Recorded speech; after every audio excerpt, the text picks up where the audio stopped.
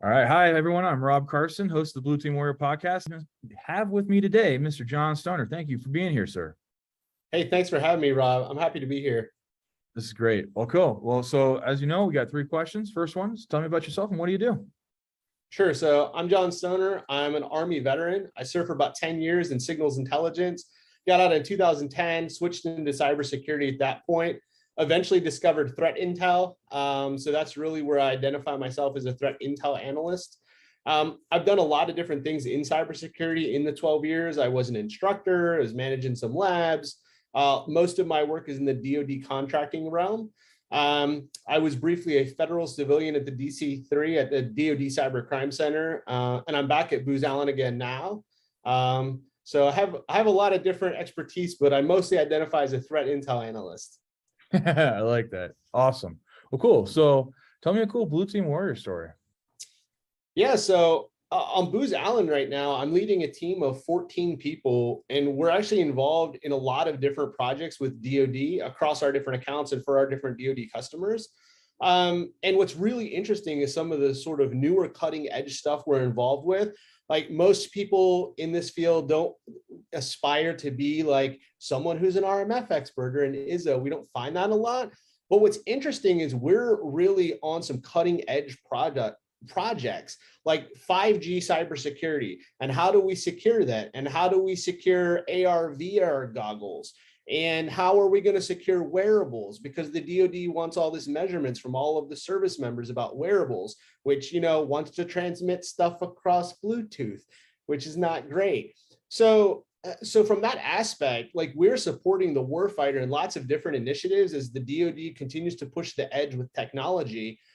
So I get to be involved with that. My folks are involved in that support. So it's not always the sexiest thing necessarily. Like, everybody wants to be a red teamer apparently, but this is like really critical. Like we have to secure these systems, especially for the operational use cases that some of the service components want for, whether it's 5G or AR, VR goggles, or even just wearables. So, I get to continue my service right back, right? These are some critical programs, but from the cybersecurity perspective. That's awesome. Like, are you, I can imagine like, cause everyone wants all the stuff, but like, we got to make sure like we don't wind up with a Fitbit type issue. Yeah. Right. It's not always the sexiest thing, but like, I just had to go through about like 15,000 lines of data in a data dictionary for wearables use case and like do sensitivity and like, yep, that's PII and that's probably PHI and like, right? Because we want to use this into the cloud because we want to run big data analytics on it. But like that information is really sensitive, especially when it's tied to the individual. So again, the blue team stuff, like it's not always stuff that makes headline news or maybe is the first thing you're going to hear on CyberWire, but this stuff is actually really critical.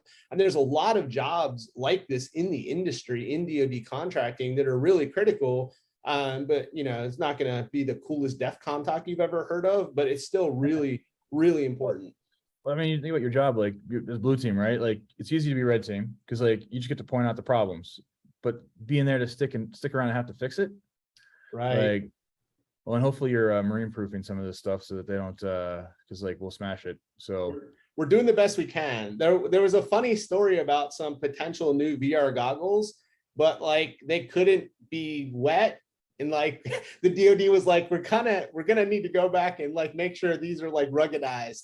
But like that's part of being involved in the new technology and like the new use cases, right? Because it does need to be ruggedized. You can't go out there with just like a plain Galaxy smartphone. Like that's not gonna work, right? They want to use this in the field. Oh, you're talking to a Marine who breaks auto boxes. My auto box has cracks in it. Like you need an old school Nokia flip phone. Dude. Well, I used to roll with the Panasonic Tough Look. That thing, it was resilient. I poured an entire 20 ounces of coffee on one in Bagram, Afghanistan, and luckily it continued to work with just an external keyboard. If Panasonic wants to sponsor the Blue Team Warrior podcast, we're open. Just for the record.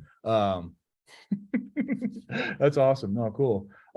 That's awesome what you're doing. I mean, that's you think about like the getting that technology to the warfighter but making sure that like they don't create a new problem along the way, because new Right. tools, new problems, like, Yep. and especially analyzing the threats, right? Because Bluetooth threat versus 5G threat, like, Yeah, and I'm a signals intelligence background guy. So when we start talking about using 5G in country, like I start to go back on my background, right, from the Intel world. And I was like, I have a lot of questions that are going to need answered that maybe aren't cybersecurity questions, but are operational security questions. Like, how is this actually going to work as we think about the overall cybersecurity of this, and like making sure the information is confidential and obviously not intercepted from the enemy forces. all running through Huawei technology in that foreign country. Right.